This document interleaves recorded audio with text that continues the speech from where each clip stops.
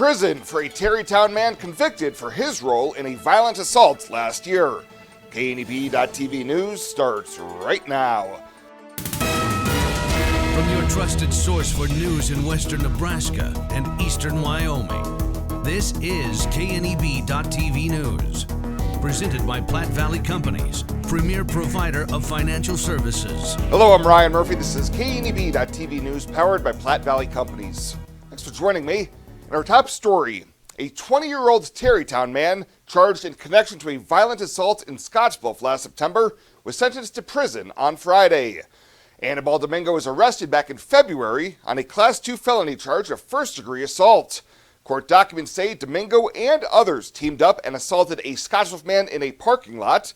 The victim suffered a collapsed lung, head injury, and hematomas and was hospitalized for days. District Court Judge Leo D'Urbavonli sentenced Domingo to 3 to 5 years in prison with 320 days credit for time already served. His sister, 18-year-old Yesenia Domingo, is also facing the same Class 2 felony assault charge and will be back in court later this month for her pretrial hearing. Well, a Chadron man given 60 years to life for the intentional child abuse resulting in death conviction involving his infant daughter has lost an appeal in his case.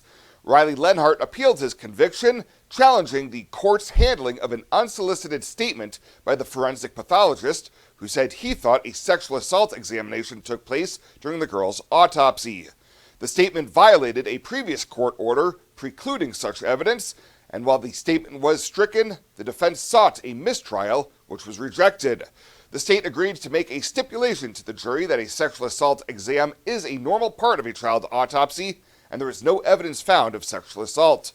The Nebraska Supreme Court found that because the district court adequately reminded any prejudicial effect the statement may have had, and because any error arising from the stipulation was harmless, Lenhart was not entitled to relief.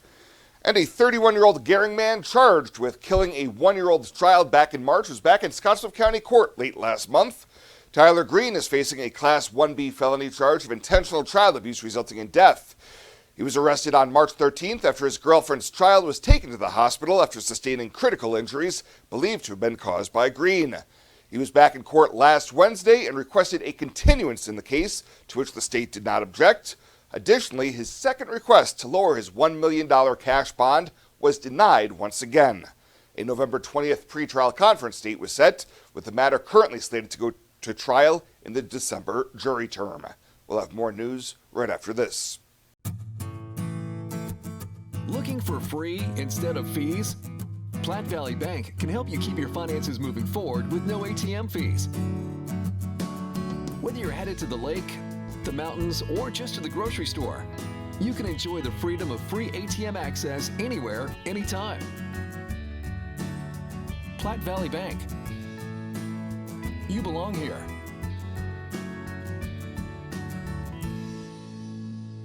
I would definitely recommend Allo's business services to other companies. Allo's next-gen firewalls have allowed us to tie 6 physical locations together along with numerous remote employees to produce and collaborate and generate content for our local radio group. It is very important for Nebraska Rural Radio Association to have the best in internet and phone service. We rely upon that every single day. Allo provided me with a solution that fit our needs. They have a quality product, great technical support, and a local presence in their community. Welcome back. The City of Scottsbluff and Burlington Northern Santa Fe Railroad are advising of an extended closure of the Broadway Railroad crossing this week. Starting this morning, the railroad crossing at Broadway will be closed to traffic until approximately 6 p.m. Friday due to track repair. Detours will be in place, and the city respectfully requests your patience and use of alternative routes during the work. And a 22-year-old Scottsbluff woman was injured when she rode her bicycle into the side of a moving pickup Friday afternoon. According to Scottsbluff Police, just after 3 p.m., officers were notified of what was described as a vehicle versus bicycle crash with injuries at the intersection of 5th Avenue and East 26th Street. Officials say the investigation found a Dodge Ram pickup driven by 58-year-old Juan Gonzalez Juarez of Scottsbluff was southbound on 5th Avenue when a bicycle ridden by Samantha Whitehawk was westbound on East 26th, crossing 5th Avenue and ran into the driver's side of the pickup. Whitehawk was transported from the scene by Regional West Ambulance and was issued a citation for failure to stop for a stop sign.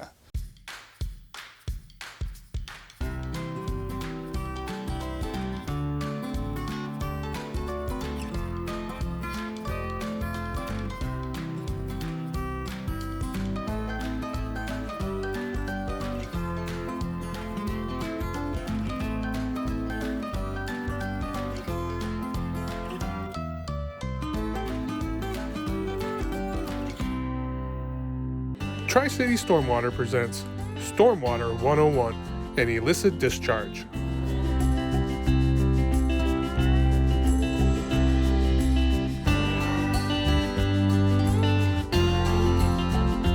I imagined retirement in a place where we could enjoy our golden years, where adventure and friendship are the only items on the schedule.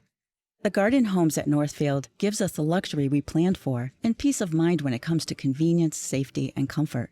We never have to stop and think about the day-to-day upkeep. We love to explore abroad, but most importantly in our backyard. So much to do, so much to see. Here at Northfield, we get the protection of life care, incredible tax benefits, and secured rates for aging services. It's peaceful, knowing that if our needs change, we'll be taken care of. And most importantly, that our kids will never have to make any tough decisions. There never seemed to be enough time to do all the things we wanted. Now we get to focus our energy on enjoying what this community has to offer. At the Garden Homes, life is ours again. A place we had dreamed about. A chance to focus on us.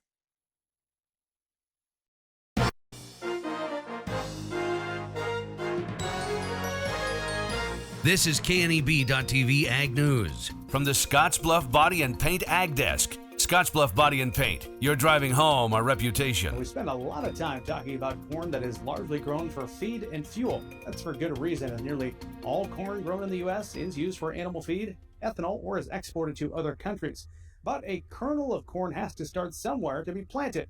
For today's In the Field update, we learn about the process of growing and harvesting seed corn. Starting out here in the field, Curtis Winters is the field production manager with Syngenta here at the location. Tell me, what makes this spot in Nebraska ideal for growing seed corn? Sure. I would say this part of Nebraska, central Nebraska, lots of good soil, lots of good irrigation. With the Ogallala Aquifer here, provides us with an abundance of water. And I would say third, a lot of good growers to work with. We grow seed corn all the way from Chapman down to Hastings, Nebraska. And throughout, we partner with a lot of local growers and a lot of good base here. Now, as we sit here, kind of the first week of October, you're actually wrapping up harvest. When did you begin? So we started on October 7th.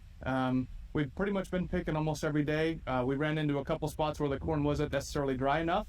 And so we had to wait for the corn to dry down. Thankfully, we had pretty favorable weather. Usually this time of the year, it's starting to cool off. But we've had some warmer days that helps the corn dry down. For those not familiar with this process, might surprise them, the moisture you're trying to, when you're picking the corn, what moisture is that? So it depends on the hybrid. Each hybrid is specific, and we do studies to know which ones are sensitive to drying and how much heat they can handle. On average, I would say below 34 we're trying to shoot for, but we can pick some as wet as 38. Okay.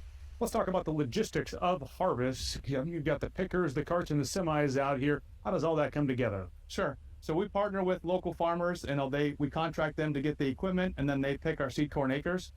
We run three pickers out of this site, and it's able to provide us enough of our daily intake. Curtis Winters is joining us as we're out here in the actual seed corn field. And up next, we're going to head to the facility of where they make all this come together to become seed corn. When it comes to your health, you deserve the very best. At Morrill County Community Hospital, they provide top-notch care with compassion and expertise. From routine checkups to advanced surgeries, their dedicated team is here for you 24/7. With state-of-the-art technology and a patient-first approach, they ensure you and your loved ones receive the highest quality care. Because at Morrill County Community Hospital, your health is their priority. Visit Morrill County Community Hospital today in Bridgeport. Morrill County Community Hospital. Exceptional care right here at home. Are you looking for the perfect place to hold a wedding, family reunion, holiday office party, or business meeting? Well, look no further. The Hampton Inn and Suites Hotel and Conference Center is just the place for you. We're a full-service banquet facility that can host up to 400 of your guests. Stop in and see our spacious open-concept meeting rooms and begin planning your special event or family gathering today. Let us do the work for you so you can enjoy your guests. For personal service, Stop by the Hampton Inn and Suites front desk.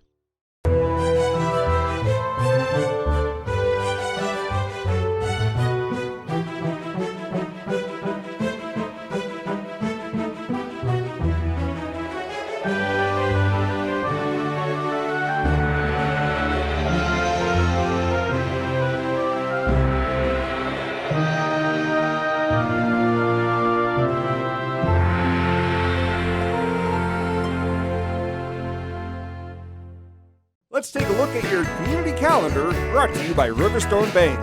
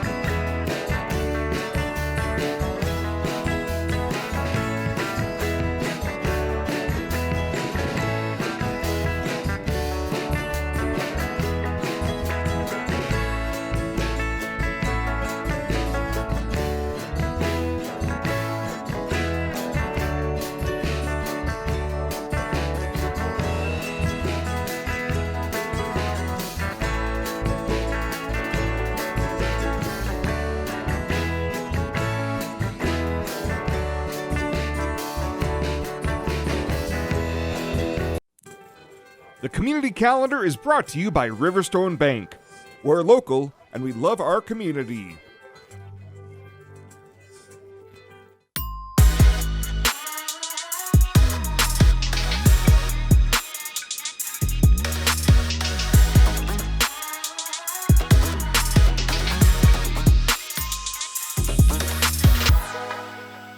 Fly United Airlines, operated by SkyWest with Western Nebraska Regional Airport.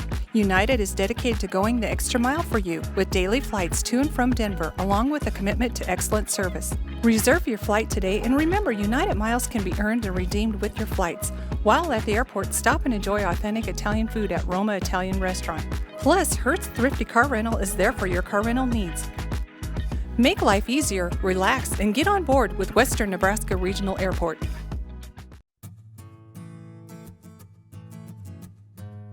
Tired of feeling stuck? Not sure if you are on the right track?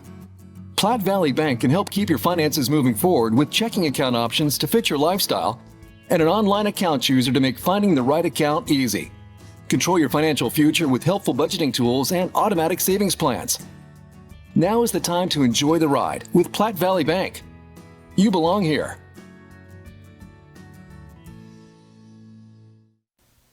And finally tonight, the United Way of Western Nebraska says they are a proud recipient of a Union Pacific Railroad Community Ties Giving Program grant. This $15,000 grant will impact local families through fostering a healthy community and supporting residents in our area with basic needs, including providing hunger relief, homelessness prevention, and safe shelter. United Way Executive Director Karen Benzel highlighted the importance of the grant, which will be used across the 13 counties they serve across western Nebraska and eastern Wyoming. In total, UP gave $480,000 to 38 organizations across Nebraska, which also included funding to the Way Out West Community Theater in Sidney and the Sand Hills Crisis Intervention Program in Ogallala. Well, that does it for us this time. Thank you so much for tuning in. Stay safe out there. We'll see you here next time.